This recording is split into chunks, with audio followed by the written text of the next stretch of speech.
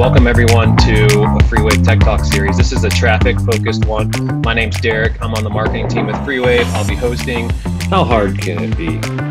My name's Tom Foley. I'm the president of Intuicom. My name is Greg Corey, and I'm the director of customer and technical support for FreeWave Technologies. Depending upon Tom here to be the voice of expertise in this vertical, so no pressure, Tom. Hey, thanks, Greg. Hi, my name is John Boner. I'm the Vice President of Sales and Marketing for Cap Logistics. Can't believe how much I've aged in the last 3 months. So I'll go ahead and I'll kick it off. In regards to the types of applications that FreeWave sees for the traffic industry vertical, it's typically two pieces of data that we're moving.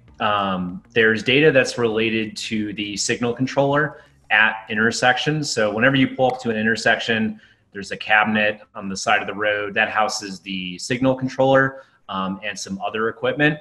So that signal controller is in charge of changing the lights at that intersection. There's a program that's loaded into it to tell you how much time you're going to get on a turning lane, what the different zones that are going to run are, and just generally controlling that intersection. So FreeWave wireless networks do move that operational data, so you can see what the light status is, upload a new program to it, fault detection and things like that. So that's one silo of data, and then the other silo of data is usually video.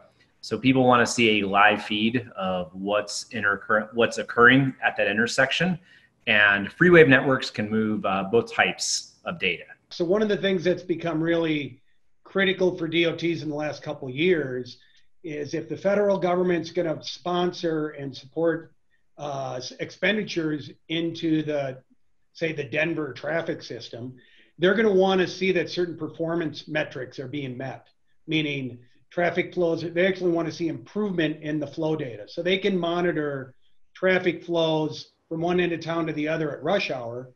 And they want to see, let's see a 10% improvement if we deploy this type of system. And they actually have to meet those metrics in order to get that funding and to continue to get that funding. So that's really one of the, I think, a very cool aspect of these performance metrics, because the return on investment has to be there. And that's the type of data that has to get transferred either back to the intersection or back to the central management system that is then managing the whole enterprise, the whole citywide network. There's basically three types of system.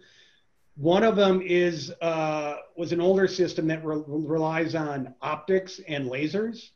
So there's a laser sensor at the top of the intersection arm. And when that vehicle comes down the road, it's transmitting a coded laser message. When that sensor picks it up, it registers that the vehicle's there, and proximity and all that sort of driven by the nature of the range of the laser and all that.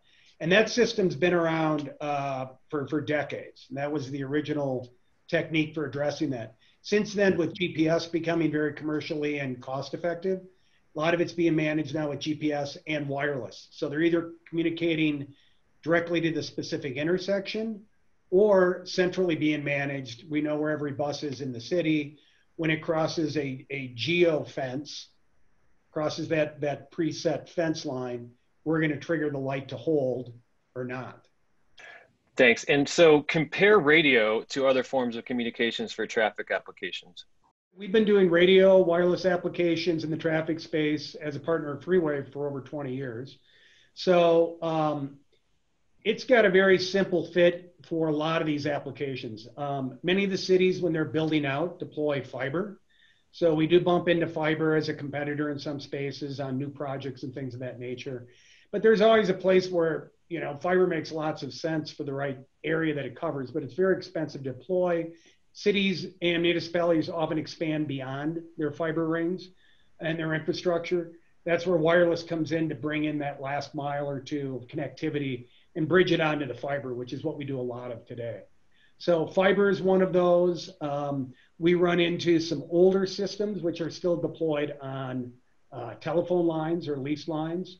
And that becomes one of those things where people are just really complacent with the solution they've had in play, and they don't necessarily want to change it over. There's a great cost benefit to transitioning off of those lease lines, and very quick return on investment to do so. So that's some opportunity out there for people who haven't made that switch yet to switch over. And then there's a lot of equipment that's upgrading as they are in other industrial applications, from old serial communications and polling type situations where it's becoming more Ethernet based and network based. And again, that's another opportunity to transition over to a wireless solution. Tom, if I could just interrupt you there for a second. So in your current customer base, serial versus Ethernet, what's the ratio that you're seeing out there? Well, when we got into this space about 20 years ago, it was almost 95% serial data. And today that ratio is probably almost flipped. We're probably 90% of it's Ethernet based data. Okay. Of new deployments. Now, based on what's out there, there's probably, you got to remember, more than half the equipment that's out there running these intersections today is more than 20 years old. So there's a lot of upgrading that's taking place in these municipalities or in these counties and regions. So there's opportunity where that's going to bridge over to Ethernet. What are some of the keys to successful wireless deployments in traffic? I know you touched on some of this, but if you could elaborate on that, that'd be great. Yeah, we found that you've got your pre-deployment. You've got to recognize the organization you're working with and what their knowledge base is. We do a lot of education and training as part of what we offer. And on the pre-deployment side, we work with them on their network design. We work with them on their network layout and configuration. On the front end, we'll help them go out and do some wireless link testing to confirm that they can get the performance they want to see when deploying the network before they deploy. And then we'll help them on the back end to confirm that they've actually achieved the measurements and the objectives that they want to. Greg, what are some of the common obstacles or problems for these wireless deployments and traffic systems that you're seeing out there? Yeah, some of the common issues we run into with wireless deployments in the traffic environment is obviously the dynamic nature of the environment. You could have an intersection where maybe there's a couple of cars, or there could be a dozen, 18-wheelers that are stacked up at an intersection there. And that dynamic environment can impact signal levels and the propagation of radio waves in those environments. So obstacle penetration, line of sight issues, those are very common problems you'll see with wireless in those types of environments. They can be overcome, but it takes proper planning. As Tom noted there, the more engineering you do on the front end of a wireless system, the less problems you'll have as the system ages and there's new development in the area and things like that. The other part of that is in regards to how much data you're passing, we're seeing a need for more and more throughput. So some administrators want to pass video as well as part of their traffic management system. And transferring video obviously requires more bandwidth. And when you're moving more bandwidth over a wireless link, you typically need a better line of sight. Some of the distances are shorter. Sometimes it's not as forgiving as running just data, serial data, for lower bandwidth kind of operational data systems. So the obstacles present in a traffic environment, and then also the need for more data and how those wireless signals interact in that environment are probably some of the key barriers to wireless in traffic. John, what role does traffic automation play in the safety of your employees and vendors? I know you talked about this in the open. Can you go a little further on that? I think it starts in making sure that materials and product and equipment get delivered to job sites where these systems are being installed. And so they're sequenced so that they arrive for installation on the proper day. As far as safety with our employees, I think the more interesting thing to me is to think about the opportunities in the future to provide more precise solutions to our customers. And when I say that, I'm talking about, being able to forecast delivery times and being able to look at better data, our traffic data, so that we can provide, more real-time live information to our customers. That last, in the LA basin or up around San Francisco, that last couple of hours of transit are the most tense. And so if we have technology available to allow, the equipment, at least we can't make it go any faster, but we can project specific exact delivery times, which it's really important to our uptime logistics customers. Where do you see uptime coming into the picture when you're discussing and you're talking about traffic automation? Yeah, I mean, going back to the original discussion of safety, I think that there probably is no good downtime in this sector, and it's probably among the most sensitive that we deal with, and we deal with engineering companies that get involved in these projects. But I think that when I think about uptime logistics, I think about, how do we make sure that everybody is working to the highest efficiency that they can. How do you see traffic issues impacting your business, and how do you see automation helping?